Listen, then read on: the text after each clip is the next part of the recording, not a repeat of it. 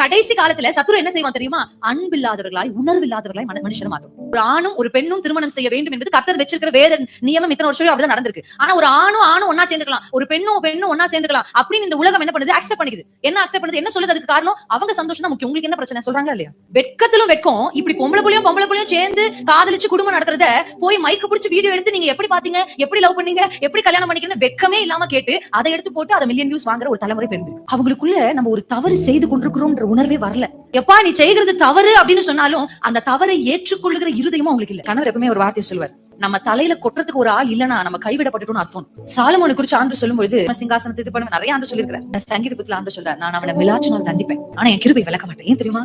அவன் அடிச்சு கொண்டு வந்து செய்து அப்பா உமக்கு சித்தமில்லாத ஏதாகிலும் உண்டு, நான் தெரியாமையோ தெரிஞ்சோ எப்படியாவது செஞ்சுட்டேன்னா என்ன 4 அடி போட்டு உங்க சமூகத்துக்கு கொண்டு வந்துருங்க, அப்படியே விட்டுறாதீங்கப்பான்னு சொல்லுவேன். என் பேச்சுக்கு என்ன விட்டுறாதீங்கப்பா, இல்ல போகட்டும் என்ன விட்டுறாதீங்க, நீங்க அடி கொடுத்து கூட ஆனா உங்க சமூகத்துல இருந்து என்னை தள்ளி விடாதிரும் என்று சொல்லி நான் ஜெபிப்பேன். அல்லேலூயா.